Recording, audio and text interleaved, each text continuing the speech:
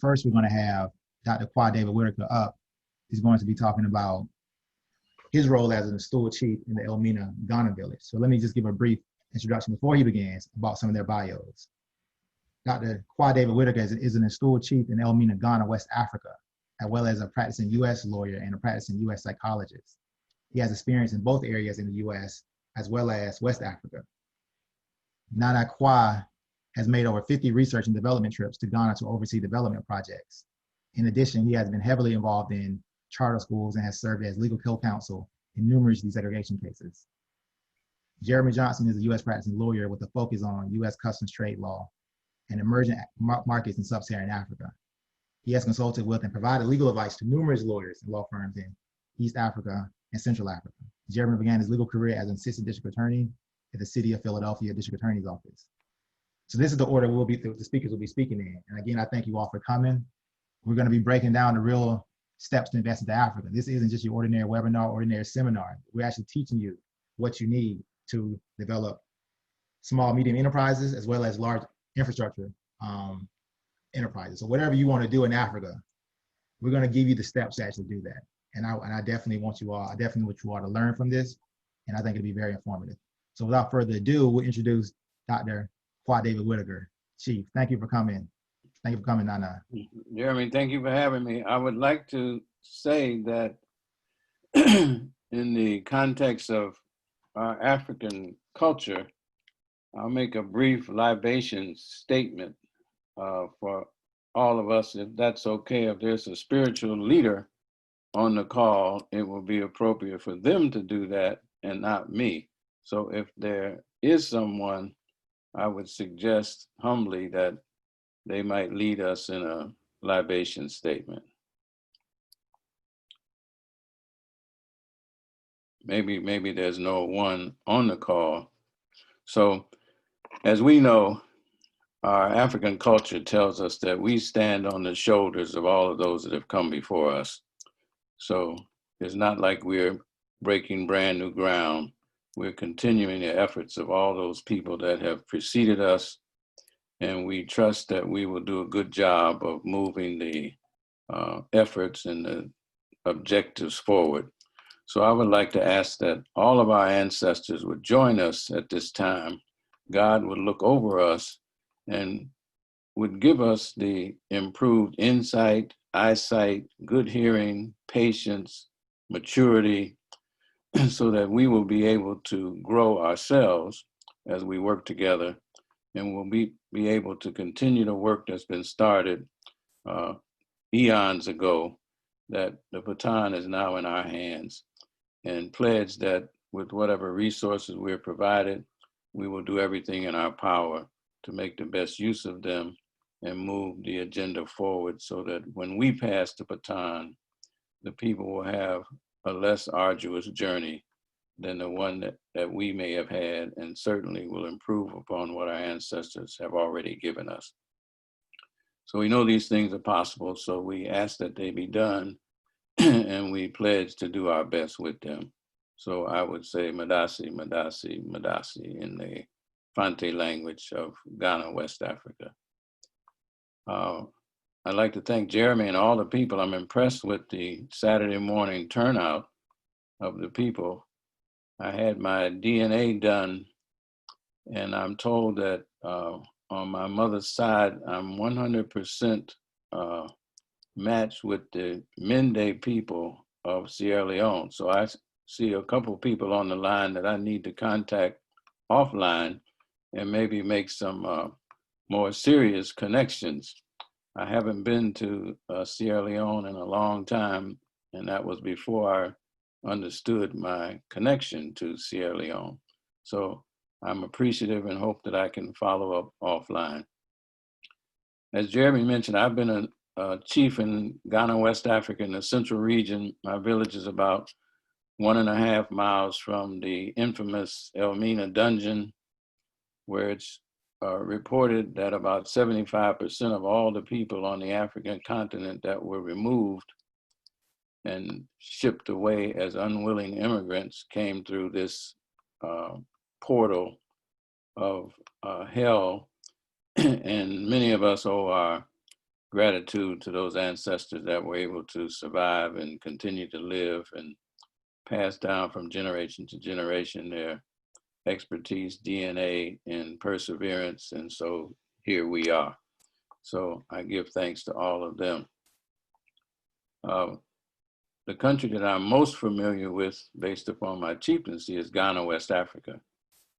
Like many African nations now, Ghana is what we would describe as an emerging economy. So anything that an emerging economy needs is something that Ghana can use, as well as all other African nations. It's also a cash society, as most nations are on the continent. So it provides an opportunity for people to grow and live within the context of their means. Unlike the US, we can function on resources we don't even have.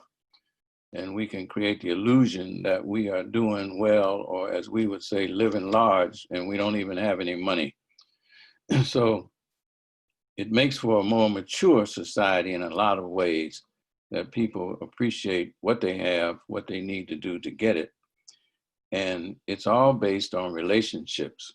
I tell a lot of diasporans that come to Ghana, I caution them not to come to Ghana and think that Ghanaian people or any African person that has been able to survive with limited resources in harsh conditions are naive. So many diasporans think that Africans are naive people so they can take advantage of them. So I can't tell you how many people that tell me they've bought land that they don't have, or they purchased something at an attractive price that is an illusion. And they don't realize that people that survive in harsh conditions become very mature and savvy as to how to move from day to day. So the first thing I tell people, if you want to do something in Ghana or any African nation, you have to realize that it depends upon relationships. And don't think that you can trick people because you feel that you came from America or you came from England and you know more than people that have been surviving under the conditions they've been surviving, and they don't know anything. But there are opportunities every place you look in Ghana. Ghana, according to a brother that I just met a couple of days ago, is one of the 5 emerging economies that are poised to really be game changers. What Geremy said is correct. I think we all know that the African continent has the largest deposit of remaining minerals in the world. It probably has the largest arable land space in the world for growing food or crops or mining. And so the opportunities are there. And every other foreign entity wants a part of Africa for their own purposes.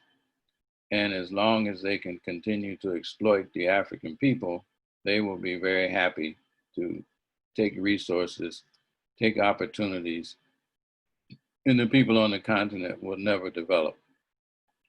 We often say that the only thing Africa is missing right now is the diaspora that will come and provide assistance and partnership and alliances. And then they will be in a position to say no to other foreign entities that are now eager to continue to get their foothold.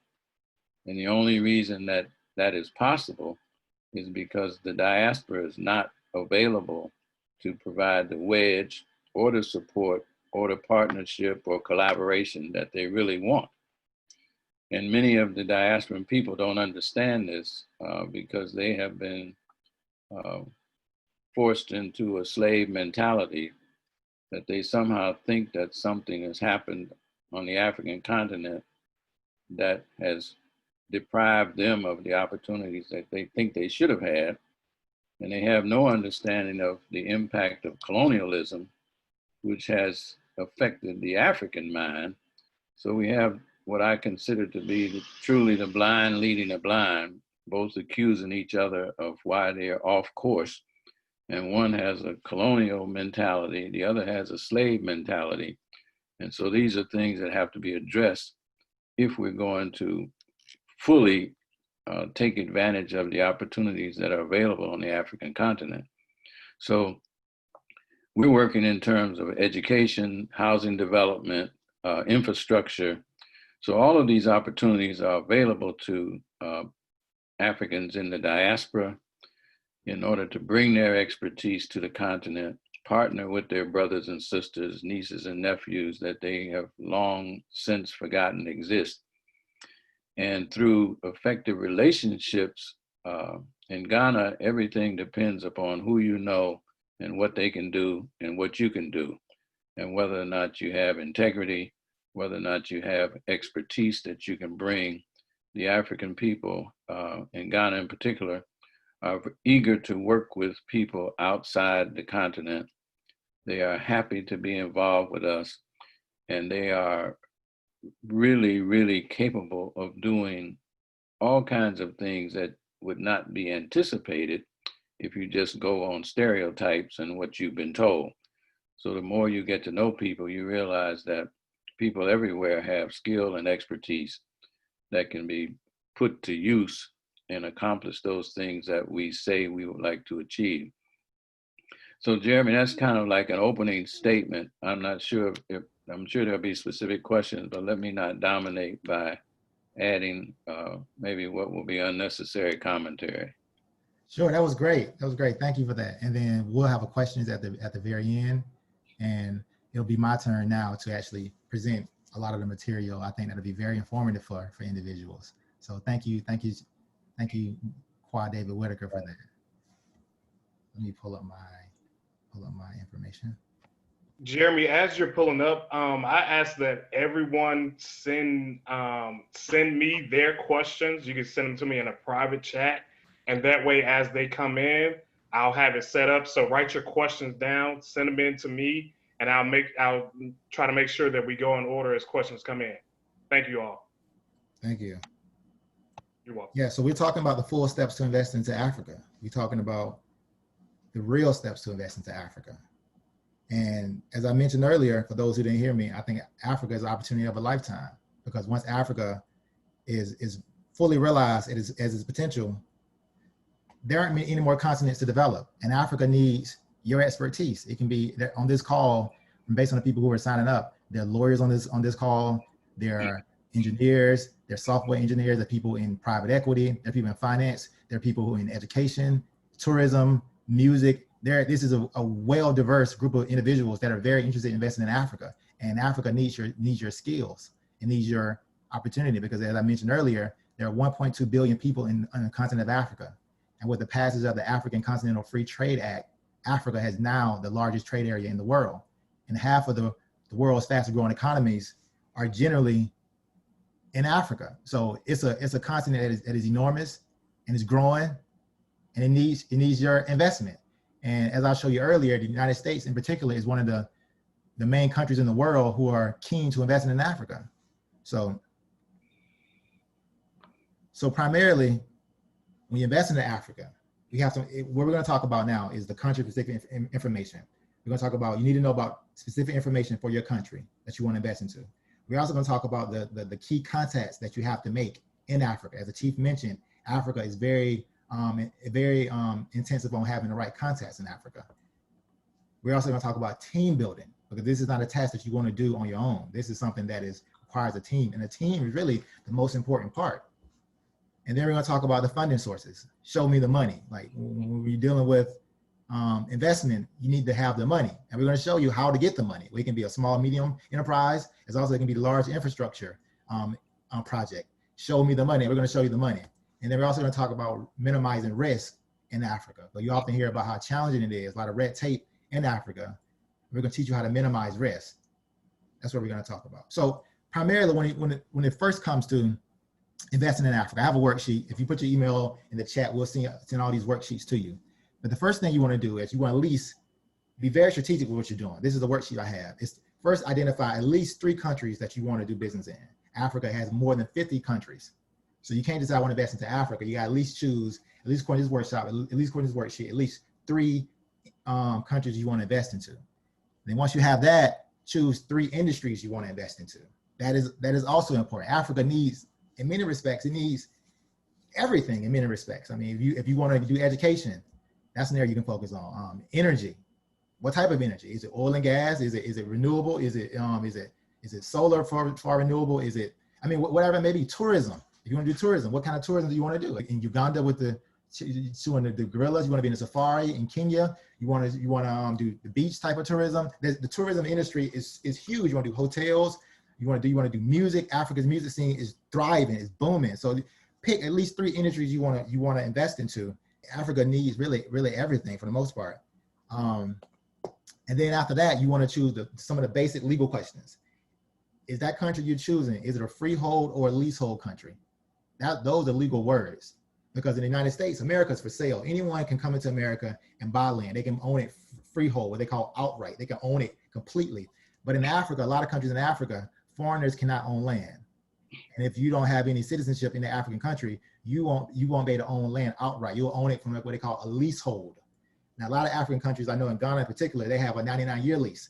A lot of countries like Sierra Leone have a 50-year lease. So for practical purposes, you'll own it outright. It had the same practical efforts, but it's important to understand that you may not be able to own land, particularly if you're doing, like, for example, you want to build a hotel, or you want to start a school, or anything that's land intensive. You may not be able to own the land outright. That's important to understand. But for practical purposes, as I mentioned, if you get a 99-year lease and make certain that your lease is renewable, you can renew that 99-year lease for another 99-year lease. So you can own it up to 200 years. So for practical purposes, you will own it the equivalent of freehold, because I don't expect anyone to be living past 200 years.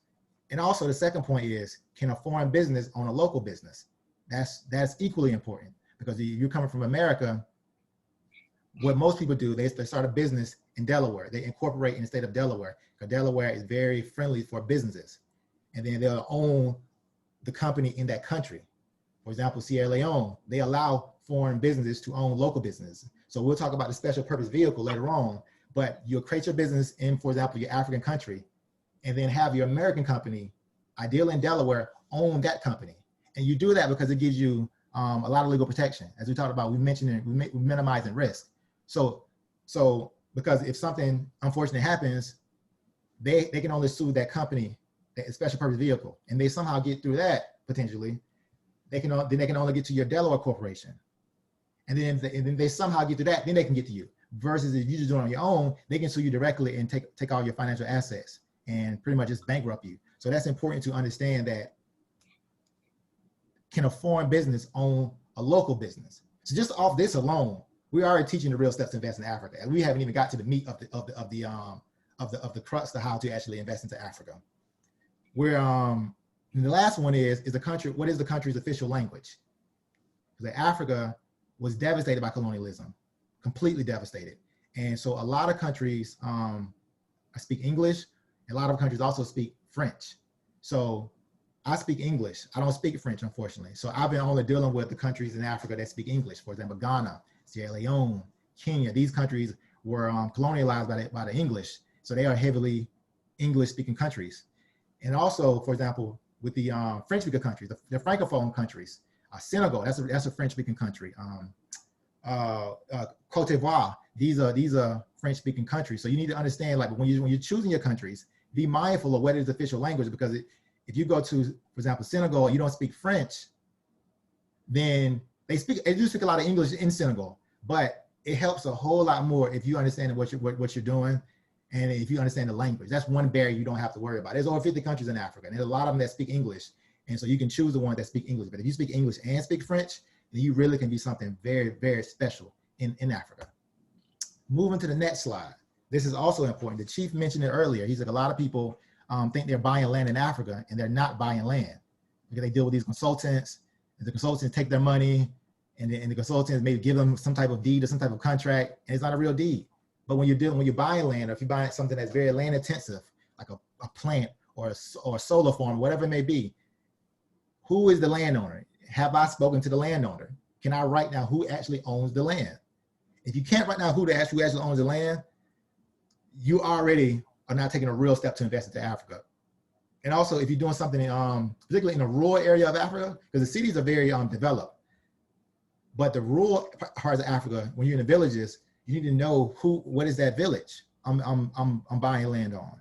Who is the chief that controls that area in that village? Because that is critical, because that's one of the reasons I wanted to bring a chief on, because Africa in many ways has a chieftaincy, which is unlike other places in the world. And the chief, pretty much, they control a lot of what goes on in that area, out in that local area. So who is the chief? Because oftentimes if you speak to the chief and you buy land directly from a chief is a trustworthy person. He was placed as a chief for a reason. And he often can give you a good deal, primarily if you are willing to hire locals from that area. So that's important. And also have a reputable real estate agent if you're dealing with something that's land intensive. There are a lot of reputable real estate agents in each country. So these are also important. And then also from the American side, have you reached out to that African embassy in America? For example, if you want to invest into Ghana, go to the Ghana embassy first and say, I want to invest into Africa in this project. What are the steps I can actually talk to actual landowners? So I can maybe talk to the chief, and then also talk to the relevant African ministry. For example, you want to build a power plant or anything that's like a solar farm. Have you reached out and got in contact with that relevant minister of energy? If you want to get into tourism, have you reached out to the Ministry of Tourism? I know a lot of people want to do tourism, but they have not reached out to the Minister of Tourism in Africa. These ministries are waiting for investors. They want investors. And if you want to get into tourism and you haven't reached out to the tourism part, Ministry of Tourism, you're doing yourself a grave disservice, because they have contacts, they actually know people that actually have done what you're trying to do, and they can help you introduce you to those people and make your plan a reality. And also, when you're in Africa, in an African country, have you reached out to the U.S. Embassy in that country? These are critical information. This is critical information that must be addressed. Have you reached out to that local U.S. Embassy in the U.S.? For example, if you're in Kenya, there's a U.S. Embassy for all of East Africa is located in Kenya. So some of them, Sierra Leone, the one for Sierra Leone is in Sierra Leone. But a lot of them are not in the actual country. But find out the local U.S. Embassy that covers the country you want to invest into, and get in contact with them. As a U.S. taxpayer, you have a right to meet with these individuals. So you can go and meet with these individuals, and they can help you invest into Africa and do what you want to do in Africa. Also, a team. This is, I'm going through the worksheets very quickly, but when you're going to invest into Africa, you have to have a team. Most people wouldn't invest into a company without a CEO or a legal or having a financial or accounting specialist.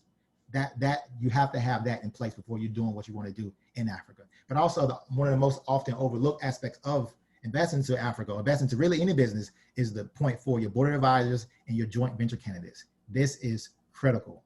I can't stress this enough. This is critical, because your board of advisors, you're not just picking anyone. You're picking people who have done what you're trying to do in Africa. Africa has been booming in many respects since the late 80s. So if you want to start a farm in Africa, there are people that have been doing that on a large scale in Africa. And your job is reach out to those individuals, talk to those individuals, and add them to your board of advisors, your board of directors. So you want to get someone who has done what you're trying to do. You want to get a financial person on your board of advisors. If you want to get into tourism, if you want to get into energy, big energy projects, reach out to these individuals who have done that. And a lot of these individuals are on LinkedIn. So your main crux is really team building.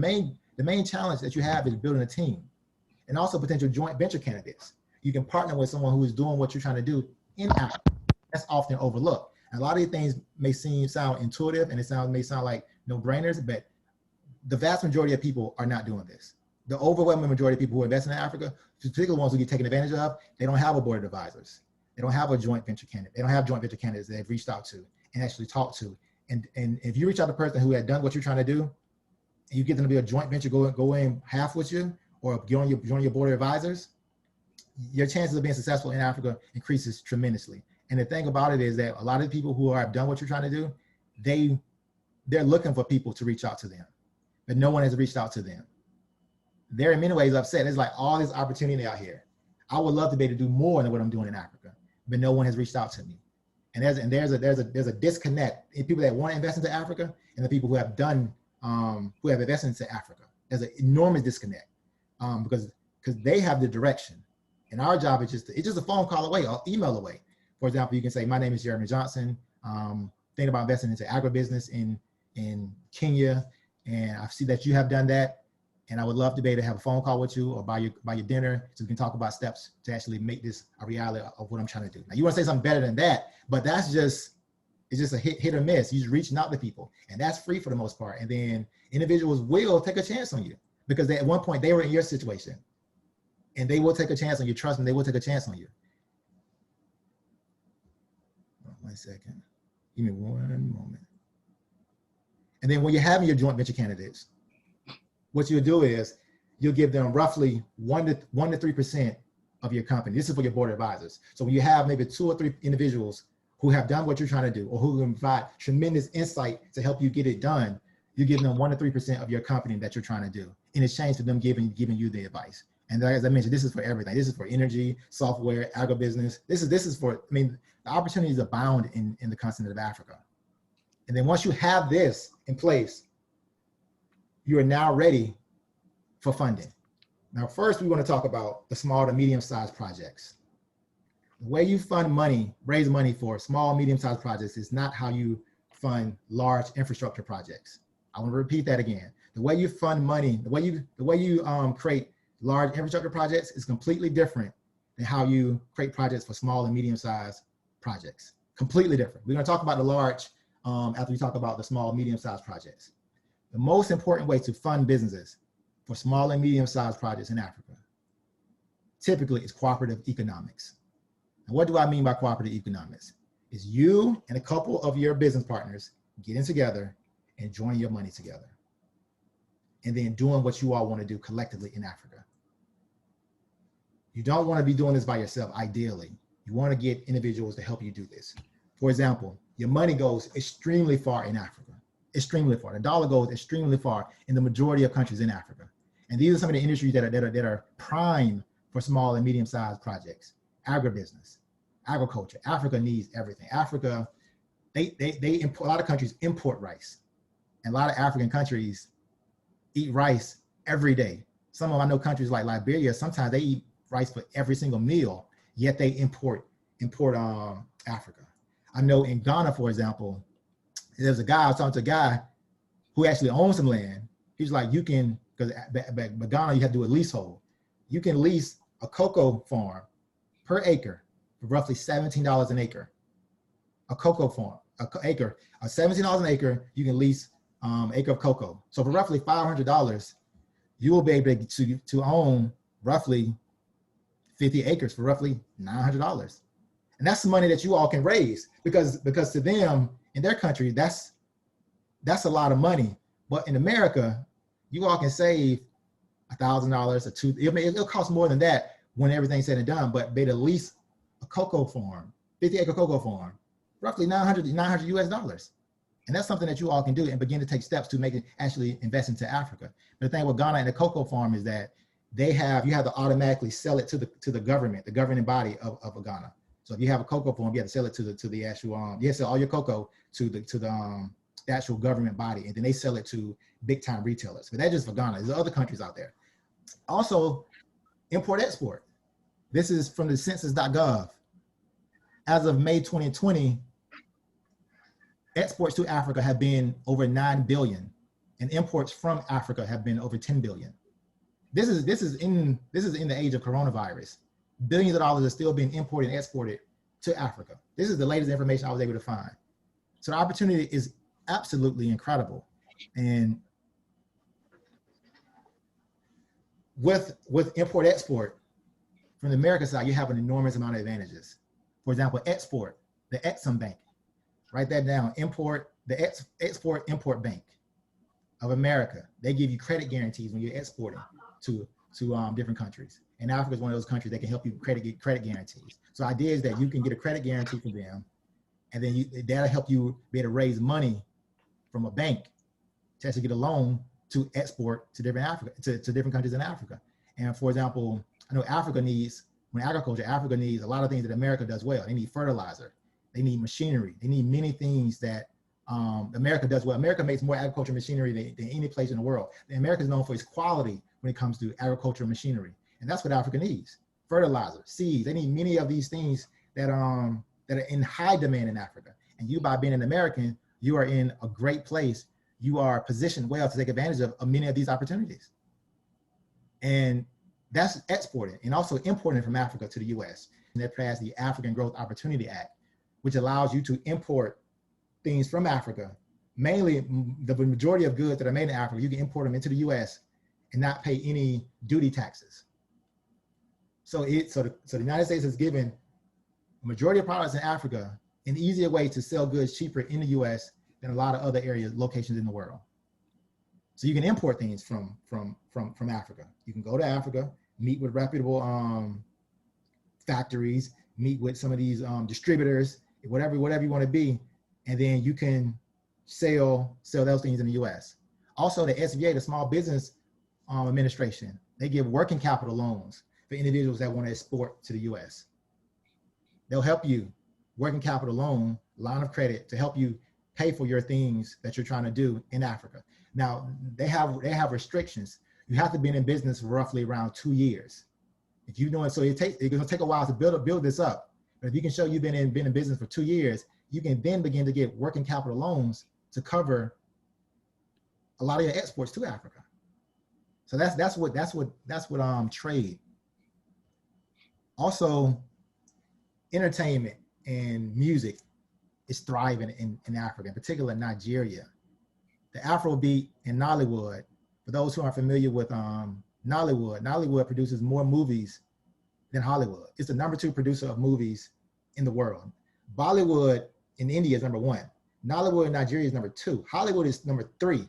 Hollywood has the bigger budgets, so they make the most money. But as far as putting out films, Nollywood is #2. And if you have multimedia skills, or you want to be a storyteller, you want to get into these different industries, it is right for you. And right here, if you can see, according to PricewaterhouseCoopers, Nigeria's entertainment and media industry is expected to rise to 10 billion by the end of 2023.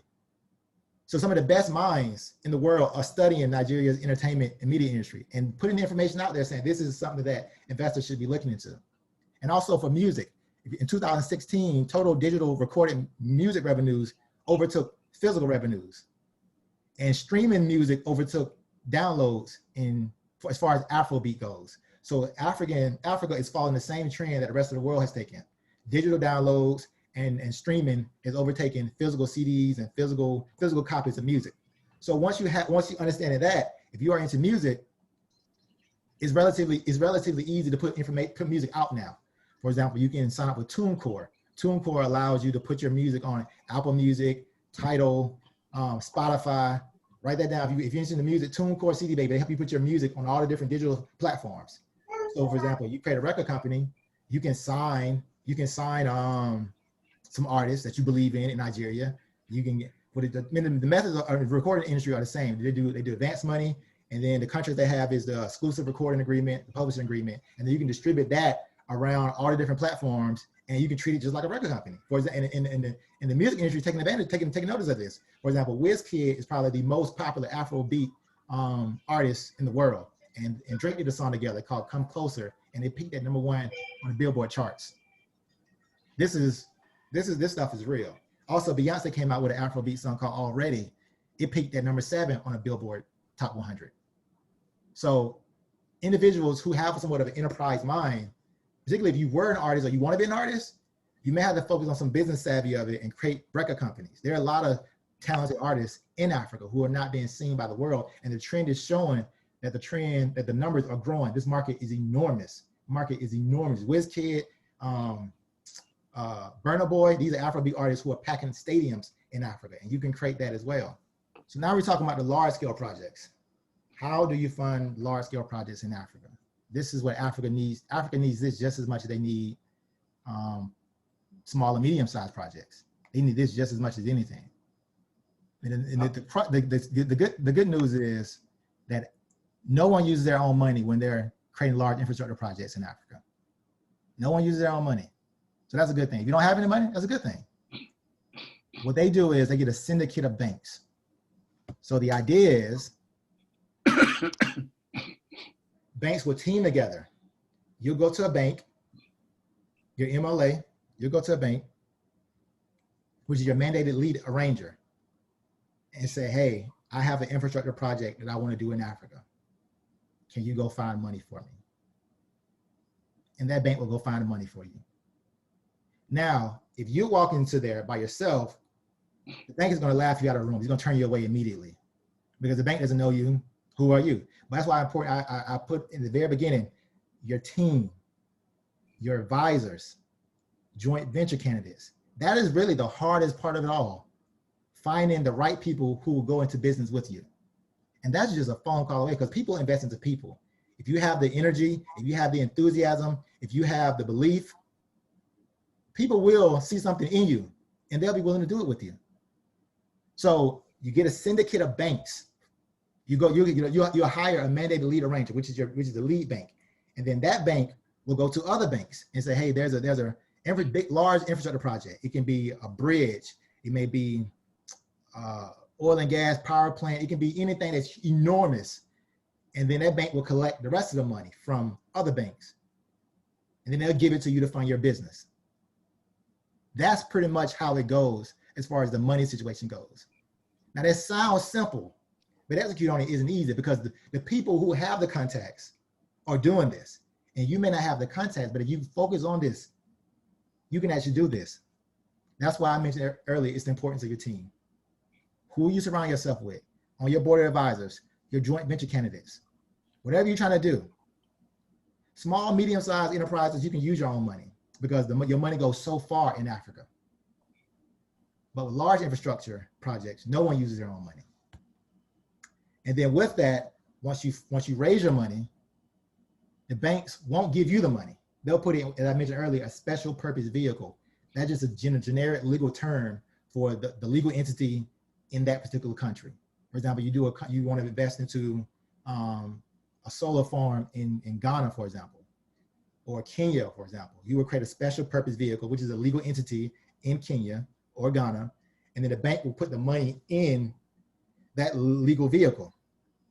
And they'll pay you in certain milestones when the construction stage, because when it comes to infrastructure projects, there's two big stages of the project's life. It's the construction stage, and then it's the completion stage, operation stage. Those are enormous milestones in the project's life. But in the construction stage, the bank will give you money over time. It's similar to how a hard money lender in real estate, they'll give you money at certain intervals you make. People that are flipping houses, they go to hard money lenders and they give them intervals. The bank does the same thing. The bank wants to protect itself. So it's not gonna give you a lump sum of money up front. It'll give you certain money at certain intervals. It's that special purpose vehicle. And that special purpose vehicle is very, very important because this in financial terms, they call this project finance. So the idea is that special purpose vehicle, you personally are not responsible if something fails, if the project fails. You yourself are not responsible. I want to make that clear. The special purpose vehicle, you yourself are not responsible. Only the bank's only recourse is to take over that project or to take money from the special purpose vehicle. You yourself are not held responsible. They call this project finance. They're financing a project. So that's why it's important. If the bank knows ahead of time, I can't go after this person personally, so I'm gonna vet you very, very hard. I want to make it again. It's not about having a lot of money. It's about who you surround yourself with. That is how you get your projects funded in Africa. And some of the common industries that are ripe for major financing projects are transportation, the big one, energy, social areas. For example, in transportation, airports, seaports, rails, roads. For example, with a road, they'll fund it, and then the bank will get his money back by making people pay tolls. Because oftentimes you'll go through a road and have to pay a toll. That is project finance. Or if they build a rail, a rail was built in Kenya a couple years ago, and it connected Nairobi to Mombasa, one of the two largest cities in Kenya, from Nairobi, the capital, to the port city of Mombasa. It connected a rail back to that. And from my understanding, from my research, verify this though, but from my research, they built it and then they're getting their money back by the actual rails, by people paying tickets. Every person they ride, it pays ticket. So that person is paying it back. And then they follow a bill on transfer model. So they built it, the Chinese built it, they're operating it, and then once they get their money back, they're going to transfer it to the Kenyan government. So that's a common method with individuals that are building construction companies, that are building these infrastructure projects. And then some of the main contracts you'll come into contact with are the equity contribution agreement. It's important to know that individuals are heavily involved into these projects. For example, the construction company is often an investor into these SPVs. And then also, of course, the banks will be involved as well, and then you'll be involved as well. So there's a construction agreement. So the construction company gets paid twice in many ways. For investing, it'll get the dividends from the profits of it, and also get paid for actually building the infrastructure building. Whatever, it can be a road, it can be a power plant, it can be whatever it may be. There also may be some operating agreement. Who's going to operate it? A lot of entities, a lot of people are specialized in operating infrastructure. So they'll have an operating agreement between the SPV and the operating agreement. And the SPV, special purpose vehicle, is primarily, it's just a network of contracts. That's all it is. We're going to talk about minimizing risk in a later slide. The one way you minimize risk is having strong contracts for your investor agreements, your financial contracts with your bank, your operating agreement, sales agreement. As I mentioned, you might be, if you're doing energy project, you're going to be selling your energy primarily to the government. So an off-taker agreement or some type of sales agreement where the government buys it from you, and the government will pay the special purpose vehicle, and investors in the special purpose vehicle will get paid dividends if there's any profit. These are all heavily contracts-oriented contracts, and energy in particular is very needed because 2/3 of Africa lack reliable energy. So energy is desperately needed in Africa. So there's a lot of room, but the question is, how much money is out there in the world to invest into Africa? Let's talk about that. According to McKinsey, one of the main consulting companies in the world, right now, there's over $550 billion waiting to invest into African infrastructure. $500 billion right now is waiting to invest into African infrastructure. If you look at the middle column, it says investors with an appetite for Africa by location. United States is by far the #1 leader. That's why we're doing this webinar. We have so many people that showed up, and I thank you all for showing up, primarily because we have an appetite to invest into Africa. We all see the potential of Africa. It's minimum twice the next one, more than twice.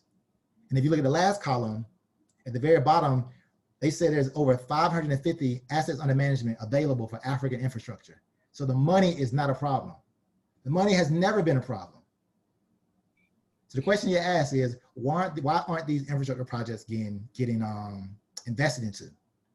That's critical.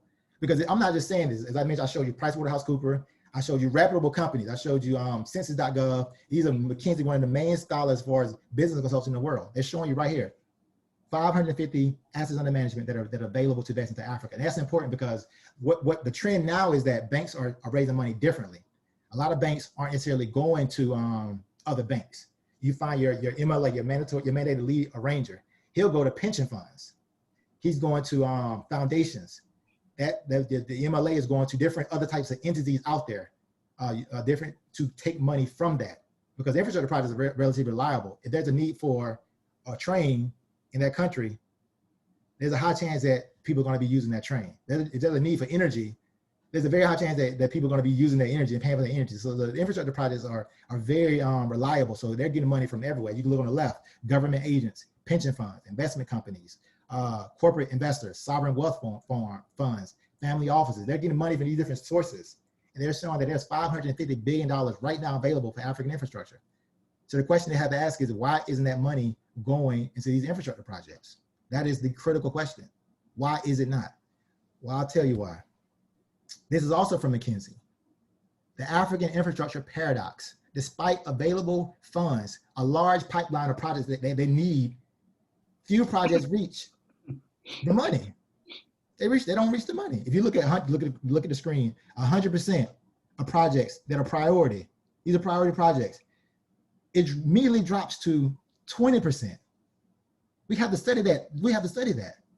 And then only 10% of them, 1 out of every 10 projects that are presented to banks, get funded in Africa. That is staggering. Why is that? We have to study that. And primarily, as it says, is an 80% drop off because the feasibility and the business planning is not done to level that meets a bank's requirements. The money is there, but you have to think like a bank. You have to give the bank what it wants.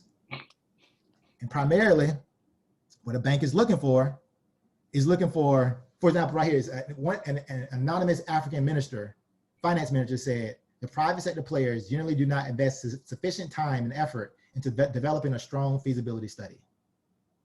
So if you're going to spend money on an infrastructure project, the money is typically spent in a feasibility study and having a strong business plan. And once you can have that in place with your team, because the team is a big part of it, then you should be able to be ready to invest in Africa. Also, delays in obtaining licenses, approval, and permits is also a big problem. Because a lot of times people that have done projects in Africa, they say it's taking 3 to 4 years longer than what it should have taken. So delays in obtaining licenses, approvals, and permits. So that's some issues within these African governments. These are some of their own issues. They're not giving out licenses and approvals and permits in expedient fashion. But there's a solution to that. Primarily, how to invest in Africa is you need to develop a team of specialists with high technical and political skills. Few of those companies exist in the world right now. They need both. You need specialists with high technical and political skill in that particular country you're trying to invest into. If you can have that, you can do something very special in the continent of Africa. I'm at the point of being repetitive. I'm not saying it's not saying that you need a lot of money, because I've shown you how to go to people to get the money. I've shown you how much money has an appetite to invest into Africa. It's not that this money is not willing to invest into Africa. They want to invest in Africa, but there is a lack of teams with high specialists and political skill. You ideally need both, because if you have people with the technical skill, you better get the feasibility studies and business plan. You know how to execute on that. That's relatively the easy part. You can find people for that. You can hire people for that. You can do joint ventures with people who have those abilities, but have an individual with the high political skill to maneuver the delays and the permits, because oftentimes these infrastructure projects are so big and they take so long that by year 3 or year 4, a new administration is in office now. And that new administration has to examine it. He has to do due diligence on it. So like it's a whole, it can delay it even more just off administration changes, because they don't trust you anymore. Why should I give you all of this? I see what you're going to get. Why should I get I don't know you. So having one that can navigate the political realm as well as the technical realm of these infrastructure projects, I mean, you can do something very special. And there's an almost seemingly infinite amount of projects that you can do in Africa. I mean, we all seen the literacy rates in Africa are very low. So as far as schooling, we've seen, the list goes on and on and on. I mean, I know the chief, he's starting a university in Ghana with the other chiefs. He can maybe talk about that if he has some time. He's starting a university. He's gonna be the provost of the university. There's a tremendous amount of opportunity in Africa. And that's pretty much how it is. But when you invest into Africa, you have to minimize risk. This is my last slide right here. You have to minimize risk in Africa. And I've shown you a lot of ways to minimize risk. If you follow everything I told you, you've minimized risk. I mean, this is what people aren't doing in Africa. They aren't doing this stuff in Africa. But to even minimize your risk even more, there are primarily 3 ways to shift the risk away from your special purpose vehicle to minimize your risk. 3 ways. You either contract it away, you either insure it, or you hedge it. As I mentioned, you're doing large infrastructure projects, the special purpose vehicle is the last stop, because the investors in special purpose vehicle aren't held liable if something bad happens. So the bank's only recourse is to go after the special purpose vehicle. So you, as a person who's investing into it, trying to convince banks to invest in you, you need to understand how to minimize risk. There's a tremendous amount of risk. As I mentioned, the 2 main stages of infrastructure projects are the construction stage and the operation stage. And there's a lot of risk in the construction stage. And one way to do that is when you're contracting your construction agreement is to allocate a set amount of money for a budget for your construction stage. They call them turnkey projects. The idea is that a lot of construction companies that understand this very well will set aside maybe $200 million for this infrastructure project. That's all you get. So if you go over it, you have to pay for it. And that's one of the reasons why they make construction companies to be shareholders, owners of the SPV, because they have to pay the extra cost of it. And then also supplier agreements. The construction company can make the supplier responsible for any supplies that is not there at a certain time. The SPV is not sending out extra money for supplies that are not there on time.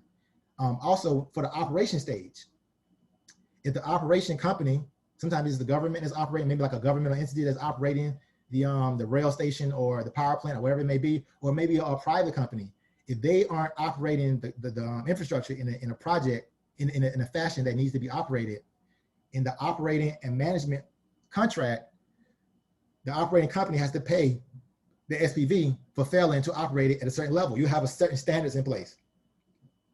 You have standards in place that they must operate written in their contract, and they pay you for that if they're not operating at a certain level. And you potentially take it over and then allow someone else to operate it as well. And then banks also have ways to minimize their risk. They have certain financial ratios that the infrastructure has to be operating at. And if they're not operating at a certain level or at a certain interval, they can claim this is a breach. And then you pay the bank a fine, or the bank can even take over the infrastructure, SPV itself. And then also, if you can't contract it away, you can insure it away. For example, one of the biggest risks in Africa that is often mentioned is that political risk, for example, or that's really anything. For example, in Cuba, when Castro came in office, he just nationalized everything. Everything became the product of the government owned it. So to ensure that from happening, they have insurance called political insurance. For example, one is a multilateral investment guarantee agency. They offer political risk insurance. So if something unforeseen happens, the country just says this solar project is just not ours. They can just pass a law and say this is ours. And what are you going to do about it? Now the United States government is that's when you contact the United States government and say they took my infrastructure project away, and the United States government will work on your behalf. And the government doesn't get involved into coming to agreements and contracts, but if something of this magnitude, like they just overtake your infrastructure project, then the government will step in and negotiate on your behalf. But also you have political risk insurance. Also natural disasters. If a hurricane or a tornado comes through, or there's like a contamination or like a nuclear plant, just there's something horrible happens, you can have insurance for natural disasters. For example, also if you are into, for example, agribusiness, you can get crop insurance to insure your crops in case something doesn't happen. You can also hedge against currency fluctuation. A lot of these African countries, their currencies goes up and down. So you can hedge against those currency volatility on the financial market. These are financial instruments you can get. You can hedge against inflation. You can hedge against potential interest rates that are going on in the country. You can hedge against these things. And those are some of primarily the main risks you have. And I also have a worksheet that individuals should write down. Like what are some of your risks? For example, if you are building, as I mentioned, a university, or you're building like infrastructure or whatever you may build in, construction may be one of your risks. What is your solution for that? You can contract it away. Another one may be if I'm building crops in Africa, one of them may be crop insurance. The crop, I mean, I get a good crop. You can have crop insurance. There's a lot of risks that you can minimize away by just knowing what to do and when to do it. And these are the real steps to invest in Africa. I mean, the potential for Africa is through the roof, is astronomical. And I want you all to really understand that it is ripe for individuals such as those in America to invest into. I've shown you how to invest into small and medium enterprises. I've shown you even how to invest into large infrastructure projects. I've shown you the money that our best minds in the world are saying is allocated right now to invest into Africa. I've also shown you how to find the people to help you get it, to give you the credibility. Because if you don't have the credibility, you can get the credibility with enough patience and persistence, and therefore you can build your team and make your dreams a reality. And that's pretty much all I have as far as what I'm going to be speaking about. And we'll do a Q&A section later on. Jeremy, I've been recording the questions if you want me to go ahead. And so from attendee Ricky LaFontaine, I deeply apologize if I butchered your last name, Mr. Ricardo. Well, he has a couple of questions. The first question is, I'm interested in learning about the fast-growing industries in Africa. Also, if they can provide the compound annual growth rate of said industry on a macro total Africa since, and if they can touch on it by region if possible, but not necessary. Yes, you can find a lot of that information. I know from a couple places. I know McKinsey is one of those places. They do our annual reports for a lot of different places. The African Development Bank is also a good place. They have publications that you can find a lot about different places in Africa. There are a lot of different industry-specific industries that you can find out about whatever you're doing. There's the African Development Bank is definitely one. The World Bank is also another one. And those are different places that can help you in your guideline to find out information about the macroeconomic aspects of it. I know someone recently did a publication a couple years ago called Lions on the Rise, Lions on the Prowl. So they were talking about different benefits of investing in Africa, many of the macroeconomic places. So for those who want to know about it, even in more in-depth aspect, those are good places to start. We have a question. The question is, are the advisors on the board expected to be paid a monthly salary? Well, the idea is that with the board of advisors, they're not necessarily doing it for money. That's the most important part. If you come into contact with someone who keep talking about money, don't pick that person, because that person doesn't have your best interest in mind. The interest of mind is helping you be successful. And one way you can help them be successful is not be focused on money. But the idea is that normally you don't pay them a monthly salary. The idea is that they own a percentage of your company. And every deal that gets made, you can give them some money after the deal concludes. That's primarily the idea of board of advisors. But the idea is that you don't pick a board of advisors that are focused on money. There are a lot of, and ideas that also that you want to pick individuals that are retired or recently retired, semi-retired. There are a lot of people out there who are semi-retired and recently retired, and they are looking for the young to contact them. They're not going to contact you. You have to contact them because they've reached out to, when they were young and they were in your age position, they reached out to other people. So it's up to you to reach out to them. Even if you are 70 years old, there's people that you can reach out to, younger or older. They can also help you and be on your board of advisors. So it's never an age situation. It's mainly experience. Have they done what you want to do? And are they willing to help you? There's a lot of people and the thing about the people who are successful, they typically want to help other people become successful because they know just how hard it was to be successful. So they don't want any people, not everyone, but a lot of people, they don't want people to have to go through what they went through, how they felt alone, and they're doing things to help individuals accomplish their goals. I have a couple of quick questions, Geremy. Okay. First of all, you threw out a lot of information. I hope you do want to begin soon. Yeah. I want to give you the real steps, you know. But here's my question. You also talked a lot about you don't have to have enough money.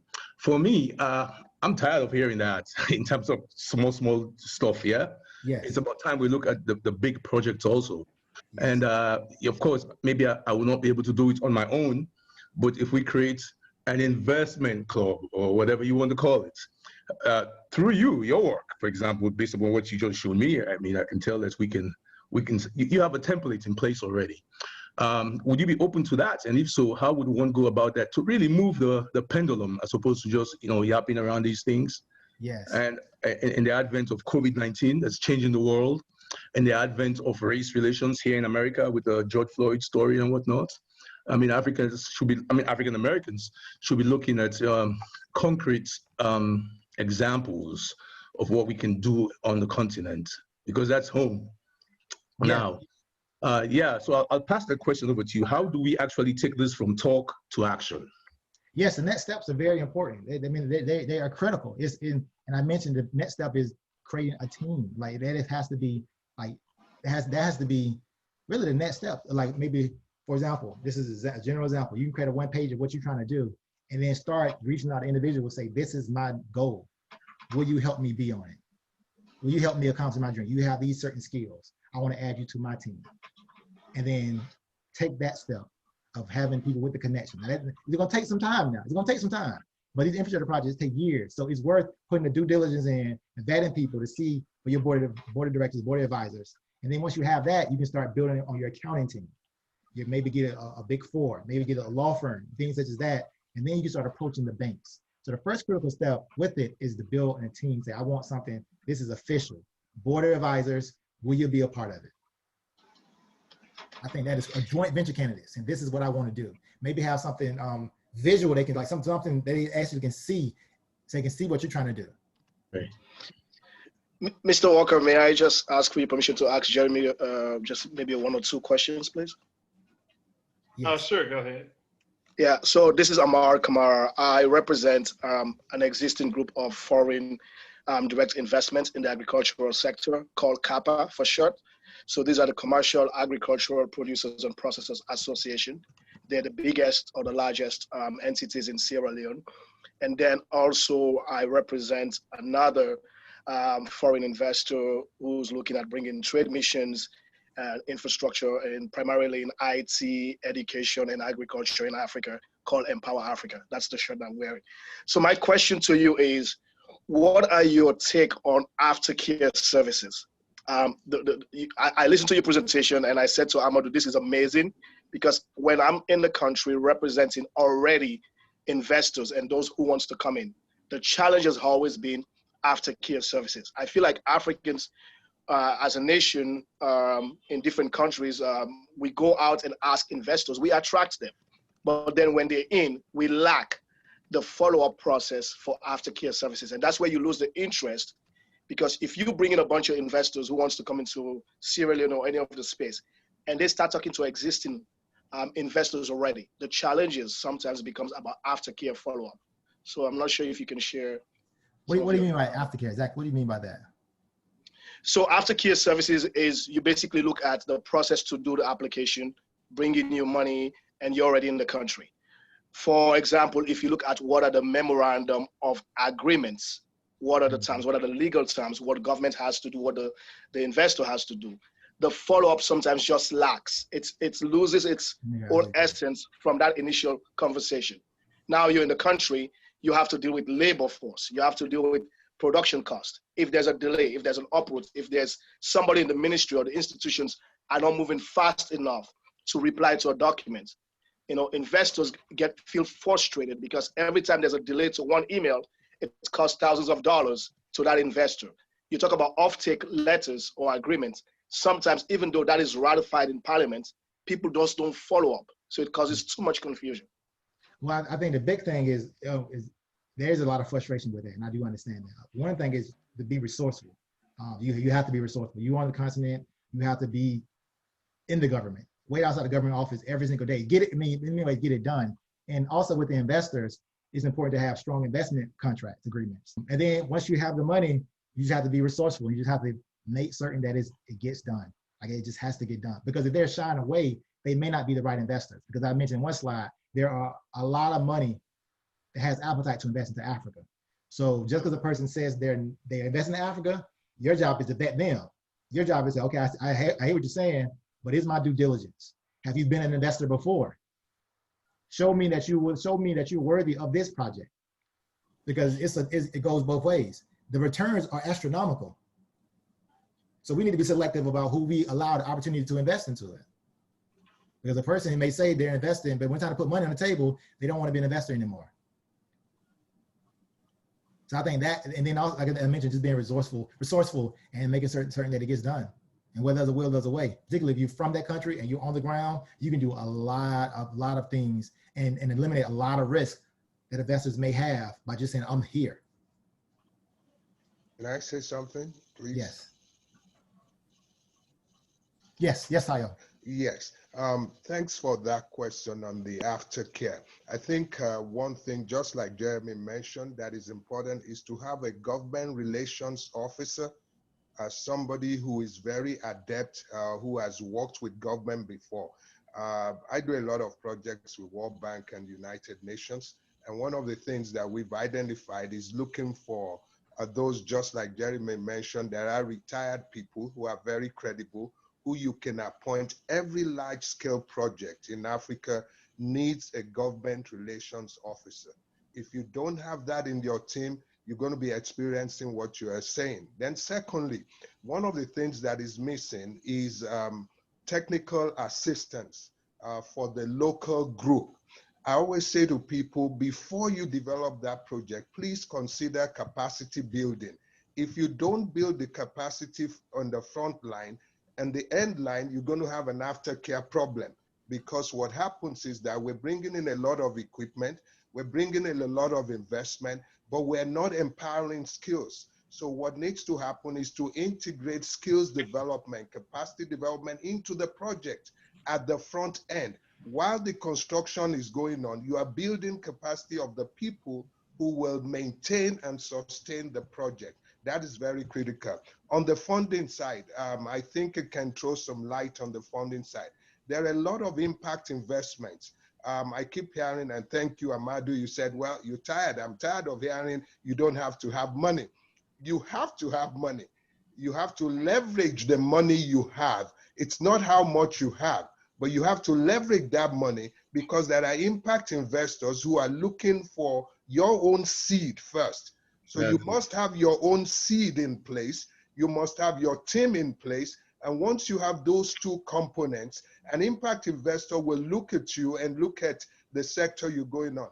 Lastly, I think there's a sector I think Geremy hasn't mentioned. The healthcare sector is the most booming sector right now, not just because of the pandemic. Health has become a critical sector that is affecting Africa's growth and development. We don't have very good primary healthcare services all over Africa. And there is a big market, and people say, can they pay for it? Yes, they can. I mean, we've had healthcare tourism, Nigerians, Africans going to India, going to other countries. And so we can, healthcare sector, I would encourage some of us who are interested in investing to consider, and you don't have to be a medical doctor. You don't have to be a healthcare expert. We do have them in Africa. They're very well-trained healthcare professionals. What they're looking for is an environment to set it up. And I can tell you, primary healthcare is a very high return on investment because it's the bottom of the pyramid. And they are willing to invest in their health in order to grow. Thank you so much. Yes. I want to add education to that very quickly along the lines Tayo is talking about. Education also provides a huge opportunity in terms of investing in Africa. I know when we talk about investments in Africa, we want to look at manufacturing, especially a country like Sierra Leone where we have a lot of mineral resources. Everyone wants to mine, and there are lots of irresponsible, irresponsible stuff around mining companies in our country because they mess up the environment and they don't take the necessary care. But there are other things that we can invest in. I'll say quickly about the project that we're working on right now. It has to do with developing studying material for exams for these students in our countries in Africa that sit them every year. So every year there's an opportunity to do business, if you will. So we set up an online infrastructure where students can go and study at no cost to them, especially during the COVID-19 pandemic. We're not charging them, but there's opportunity there. Imagine 500,000 students paying, say, $10 to go do an online course over a 3-month period. That's opportunity. And Sierra Leone is small. You take this into Nigeria when you have, a lot more people. So anyway, I thought I just threw that out there, with regards to these other social services that have investment opportunities that we may not be looking at keenly. Yes. Those are all excellent. Go ahead, Nana Kwa. What anybody should do that thinks they want to invest in Africa, if you haven't been to Africa, go to Africa yourself. See what you see so that you're not working on some illusion or some fantasy that some idea you have is something that you would really like to do or something you just heard about versus what you really might have an interest in. But if you start with what Geremy says, you have to have a team of people. You're a foreigner. And even myself as a chief for 16 years, I still wouldn't attempt to do anything just to walk someplace and say, let me try to make an arrangement of some kind. I would never do that because I have no idea who I'm talking to. They have no idea who they're talking to. Neither one of us have any idea that we're communicating effectively with each other, even if we wanted to do something well. So I always will rely on who knows this person, who understands this thing. And then you work from that. Chief, in Sierra Leone, we speak Gola. See, you're in the wrong country over there in Ghana, that's why. But also you are Mende, we need to bring you home, yeah? Nana Kwa, could you please give us a quick close? We want to be respectful of everyone's time. I'm sorry for cutting you off. But you mean a spiritual, a libation close? Unless there's somebody else that wants to do it, I certainly don't mind doing it. Yes, you can go ahead. Well, we have been together. I have enjoyed myself. I want to thank Geremy and everybody. Geremy for putting things together, Armand for engineering, and I'd like to get email addresses if they can be made available so that we can reach out and keep in contact. And maybe we are part of the team, as Amadou said, maybe we are part of the team that we're talking about creating to do something. Maybe we see a lot of our team members on the screen. But we hope that our ancestors have been pleased by our efforts.